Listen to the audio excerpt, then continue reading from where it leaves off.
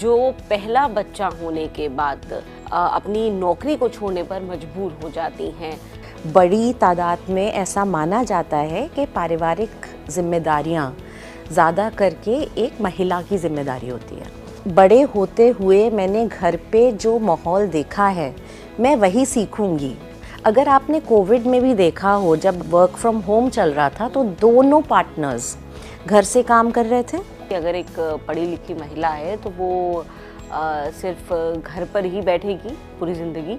अगर as a woman मैं कमा रही हूँ तो क्या मैं सिर्फ पैसों के लिए कमा रही हूँ? महिला शक्ति की बात करते हैं, आधी आबादी की बात करते हैं जिनका कंट्रीब्यूशन हर जगह है, लेकिन आपको ये जान के हैरानी होगी कि जो ताज़ा आंकड़े सामने आए हैं वो ये बताते हैं कि बहुत बड़ी संख्या है उन महिलाओं की जो पहला बच्चा होने के बाद अपनी नौकरी को छोड़ने पर मजबूर हो जाती हैं। बहुत सारे फैक्टर्स हैं, घरेलू प्रेशर, घरेलू जिम्मेदारियां बढ़ जाती हैं, वो तो एक है ही। दूसरा ये बात भी सामने आई है कि कार्य क्षेत्र में अब तक कोई भी ऐसा खास प्रावधान नहीं है जो ऐसी महिलाओं के वक्त को लेकर के फ्लेक्सिबिलिटी की बात करता हो या फिर दूसरे तरीके से उन्हें थोड़ा आराम देने की बात करता हो। इसके अलावा आप पे गैप की बात कर लीजिए, दूसरे कई तरह के डिस्क्रिमिनेशंस की बात कर लीजिए, उनके बारे में तो मुझे लगता है कई दशकों से बातें हो रही हैं। ग्राउंड लेवल पे चीज़ें कहाँ हैं, और इन तमाम मुद्दों पर बात करने के लिए हमारे साथ हैं जो न सिर्फ कई साल, एक बहुत लंबा वक्त बिता चुकी हैं, ग्लोबली काम कर रही हैं, एचआर कंसल्टेंसी में मार्चिंग शीप नाम की उनकी अपनी फर्म है। बहुत सारे ऐसे मुद्दे हैं जिन पर वो लगातार काम कर रही है और इस पर ख़ास तौर से उनकी रिसर्च क्या कहती है और उनके आंकड़े क्या कहते हैं, हम बात करेंगे सोनिका से। सोनिका, आपका स्वागत है।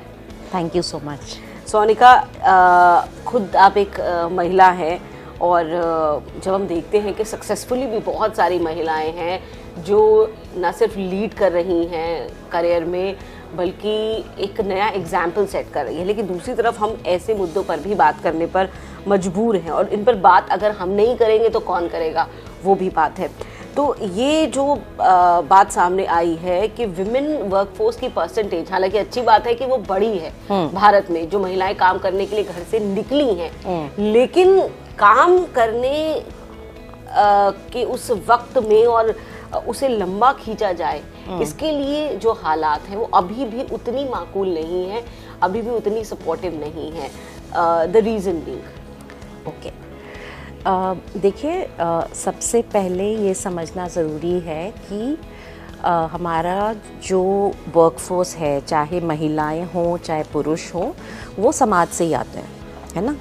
तो हमारे समाज में अभी भी बहुत बड़ी तादाद में ऐसा माना जाता है कि पारिवारिक जिम्मेदारियां ज़्यादा करके एक महिला की जिम्मेदारी होती है। तो चाहे वो शादी के बाद घर संभालने की हो, चाहे बच्चा पैदा होने के बाद बच्चे की परवरिश की हो, चाहे अगर घर पे बूढ़े माँ बाप या सास ससुर हों उनकी हेल्थ की हो, तो वो ज़्यादा करके एक महिला पे ही जिम्मेदारी आती है या ऐसा माना जाता है।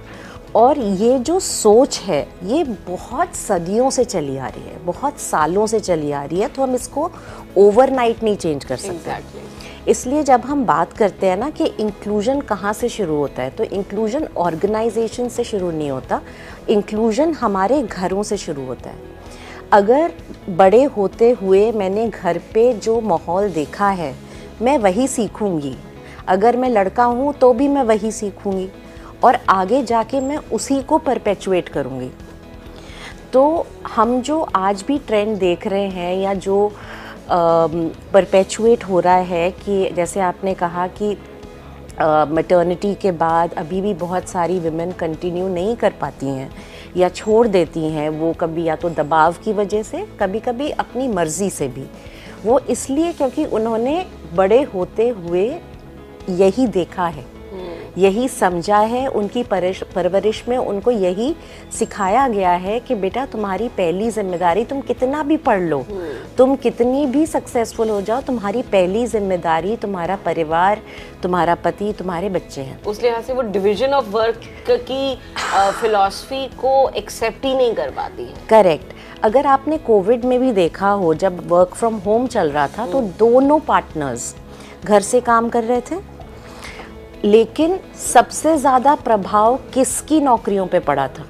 और ये सिर्फ भारत में नहीं, ये ग्लोबली प्रॉब्लम हुई थी, क्योंकि उस समय बच्चों का ऑनलाइन स्कूल चल रहा था, घर से मीटिंग्स होती थी, कई बार डोमेस्टिक हेल्प घर पे नहीं आ पाती थी, तो खाना भी बनाना है, ऑफिस की मीटिंग्स भी करनी है, अपना काम भी करना है, बच्चों की पढ़ाई भी देखनी है। अब पुरुष तो अपने काम में लग गए, उनका तो सिंगल माइंडेड फोकस है, लेकिन महिला का ध्यान इन सब चारों चीज़ों में बटा हुआ है। तो सबसे ज़्यादा प्रेशर उस टाइम पे आया था, और इसीलिए कोविड के दौरान और कोविड के बाद जो आंकड़े थे वो गिरे थे। तो ये सिर्फ भारत में नहीं, हर जगह देखा गया था। तो ये एक प्रॉब्लम है, और ये समाज से उत्पन्न होती है, समाज की सोच से उत्पन्न होती है, जहाँ पे ये जेंडर नॉर्म्स को हमको क्वेश्चन करना पड़ेगा, और ये हम ही को क्वेश्चन करना पड़ेगा।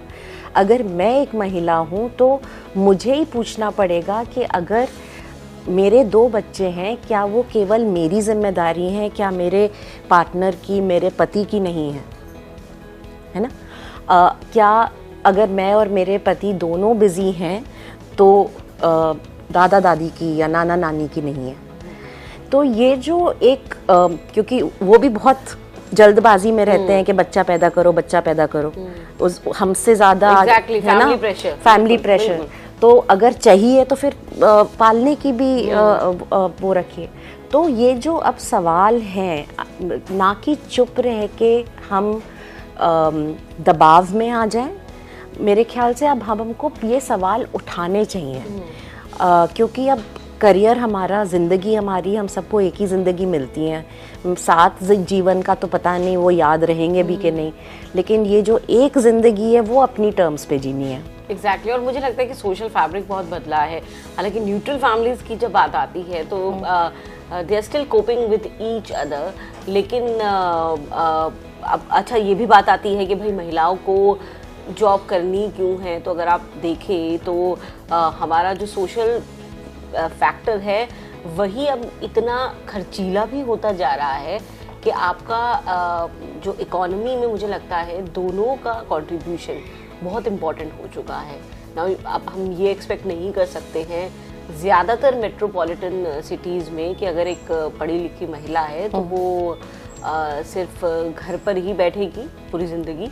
Of course she needs to go out, she needs to explore her talent, और उसको जो कंट्रीब्यूशन है वो भी करना है बाकी तमाम चीज़ों में। At the same time Sonika की तमाम मेहनतों के बावजूद जो पे गैप डिस्क्रिमिनेशन है, जिस पर हम लगातार बात करते आए हैं, तमाम इस पर बातें कही जाती हैं, लेकिन बहुत बड़ी डिस्पैरिटी अभी भी है। तो ये जो पे गैप डिस्पैरिटी है महिलाओं को लेकर के, इसका बड़ा रीज़न आप क्या देखती हैं और चीज़ें बदल क्यों नहीं पा रही हैं उस लिहाज से?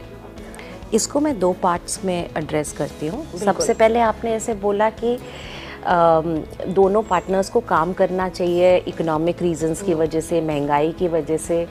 इसमें मेरा एक थोड़ा सा पुशबैक है कि देखिए, अगर एज अ वुमन मैं कमा रही हूँ तो क्या मैं सिर्फ पैसों के लिए कमा रही हूँ? राइट? जो मैं पैसे कमाती हूँ या कोई भी लेडी जो पैसे कमाती है उससे क्या होता है, उसके रेपरकशंस क्या हैं? When I take money home, it goes into the family kitty. It goes into the retirals, कि हमारे जब हम रिटायर करेंगे तो हमारा फ्यूचर सिक्योर है, हमारी मेडिकल इंश्योरेंस, लाइफ इंश्योरेंस उसमें जाता है। सेकंड, जो एक एक्स्ट्रा कैश होता है हाथ में, उसकी वजह से हम वापस इकोनॉमी में पैसे डालते हैं, जिसकी वजह से इकोनॉमी ग्रो होती है, एम्प्लॉयमेंट बढ़ता है। ठीक है, जब 2 लोग काम कर रहे हैं तो पूरी फैमिली का लाइफस्टाइल इम्प्रूव करता है, स्कूलिंग, एजुकेशन, ये सब कुछ बेटर हो जाता है।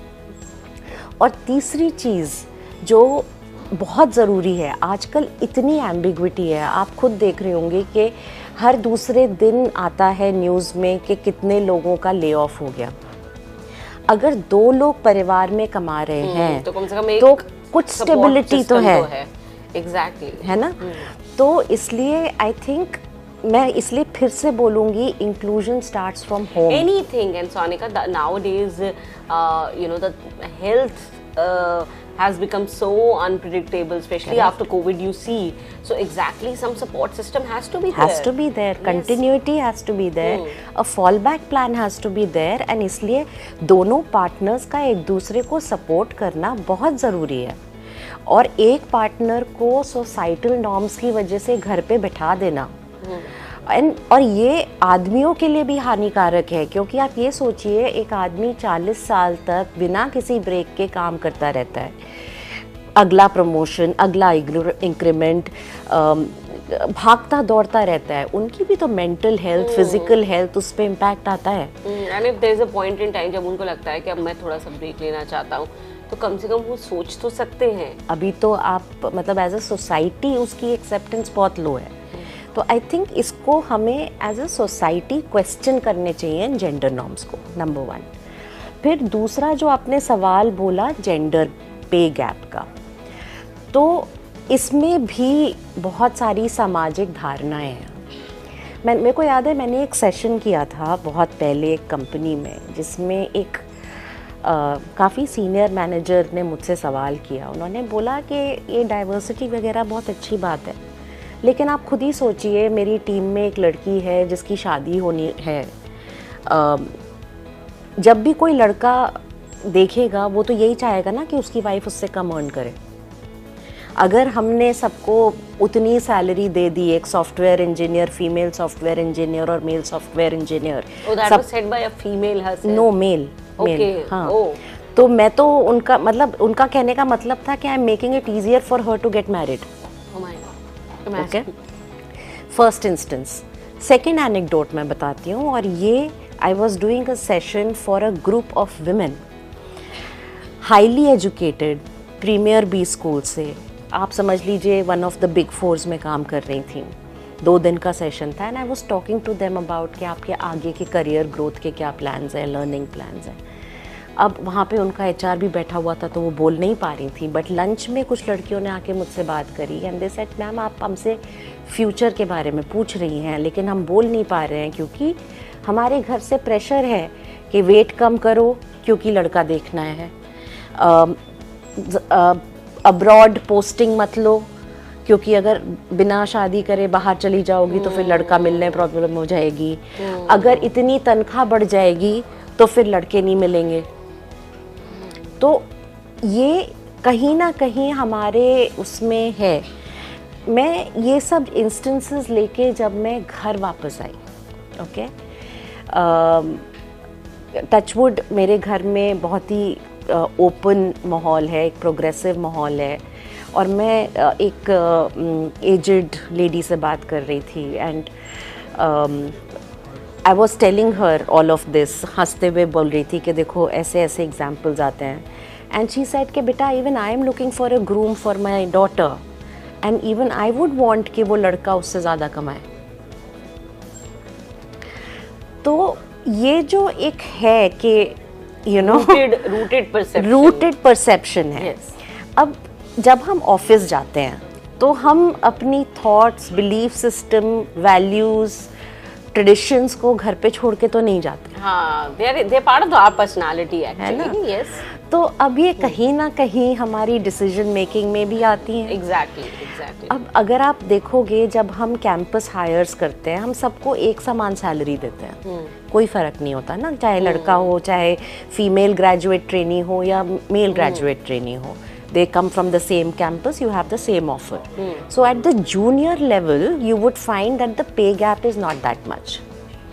But as we rise up the ranks, उस समय ये जो social conditioning की वजह से जो हमारी decision making हो जाती है, वो वहाँ उसमें आपका ये gender pay gap आना शुरू हो जाता है. फिर अगर आपने ब्रेक ले लिया किसी भी वजह से कि मेरी शादी हुई, मैंने 1 साल का ब्रेक ले लिया, मुझे बेबी के बाद ले लिया, तो उसमें क्या होता है आपने 2 साल काम नहीं किया. अब जिसने भी 2 साल काम नहीं किया आप वापस आएंगे तो आपकी जो बाकी पीयर्स थे वो तो हर साल उनको इंक्रीमेंट मिल रहा है, आपको वो इंक्रीमेंट नहीं मिला तो आपकी तो बेस सैलरी पीछे रह गई।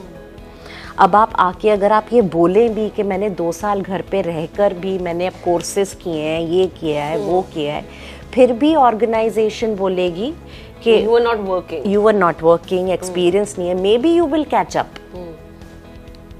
राइट। बट कब कैचअप होगा, कैसे कैचअप होगा, उसमें भी managerial mindset, managerial biases, organizational biases, इन सब पे बहुत कुछ निर्भर करता है। Exactly, very right, aptly said.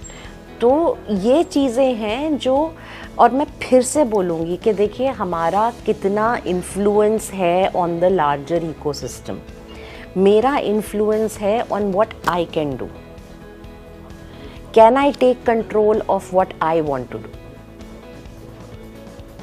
क्या मैं सवाल उठा सकती हूँ, क्या मैं मना कर सकती हूँ ब्रेक लेने से, क्या मैं मांग सकती हूँ? आजकल बहुत सारी कंपनीज कह रही हैं कि जब कोई लेडी, और हम ऐसे कुछ कंपनीज के साथ काम भी कर रहे हैं कि जब एक लेडी मैटरनिटी लीव पे प्रोसीड करती है तो उसके दिमाग में ये डर होता है कि जब मैं वापस आऊँगी तो क्या मुझे मेरी वही जॉब मिलेगी कि नहीं, या मुझे एक लोअर लेवल की जॉब दे दी जाएगी अंडर द गार्ब ऑफ कि हम तुम्हारे ऊपर प्रेशर नहीं डालना चाहते, है ना। मेरी रेटिंग पे इम्पैक्ट आएगा, मेरे प्रमोशन पे इम्पैक्ट आएगा। तो हम जब वो लेडी जा रही है उसी समय उसको वो साइकोलॉजिकल सेफ्टी कैसे दें, हम मैनेजर्स को कैसे इक्विप करें to deal with expectant mothers, right. जब वो लेडी वापस आती है, how do we help her, क्योंकि वेदर वी लाइक इट और नॉट, वो लेडी एक 6 महीने के बच्चे को अकेला घर पे छोड़ के या किसी के साथ छोड़ के आई है। तो how do you help her deal with that emotional turmoil? Exactly, very difficult actually. हाँ, and it for some it might be difficult, for some it might be कि चलो आज पूरे दिन नैपी नहीं चेंज करने, हर एक का डिफरेंट माइंडसेट। ब्रेक, हाँ, I have a break, maybe work is a break. So how do we make it easier for women to come more back comfortably, and yes. even welcoming? Exactly. So organizations में, progressive organizations में ये आज एक awareness है, counselling होती है, managers के लिए गाइडलाइंस होती हैं कि आप रेटिंग नहीं कम कर सकते, एटलीस्ट आप जो जैसी उनकी परफॉर्मेंस थी before they proceeded on maternity leave से वापस आके उनकी जो परफॉर्मेंस है उसके हिसाब से फेयर रेटिंग दीजिए, राइट। तो ये अवेयरनेस बिल्ड करने की कोशिश हो रही है, लेकिन जैसे मैंने बोला कि ये जो सोशल कंडीशनिंग इतने सालों की है वो ओवरनाइट नहीं चेंज होगी। हम एक सेशन करके, एक बार अवेयरनेस करके हाथ नहीं झाड़ सकते कि भाई हो गया। ये हमको कंसिस्टेंटली, कंटिन्यूसली एक वुड पैकर की तरह करते रहना पड़ेगा till we achieve success. Exactly, that's very important. और मुझे लगता है सोनिका कि हमारी ये जो बातचीत है ये एग्जैक्टली कहीं तो इम्पैक्ट डालने वाली है, people are going to listen. और ये because the best thing about digital medium कि it travels so fast. Yes, so ये बहुत मुझे लगता है सबसे खास बिंदु यही है कि आप एक महिला को घर से दफ्तर का माहौल, घर का माहौल, दोनों जगह उसको इतना कंफर्टेबल महसूस कराना, उसको तमाम चीज़ों के बावजूद उसके साथ खड़े रहना, एक सपोर्ट सिस्टम उसके लिए क्रिएट करना बहुत ज़रूरी है। एक महिला जो ना जाने कितनों का सपोर्ट सिस्टम होती है। तो ये जो जानकारी है, ये चर्चा है, मुझे लगता है आपके काम आई होगी। आप कमेंट बॉक्स में ज़रूर बताइएगा। सोनिका एरॉन हमारे साथ थी। सोनिका, आपका बहुत बहुत धन्यवाद इस पूरी चर्चा में साथ रहने के लिए। Thank you so much. Thank you.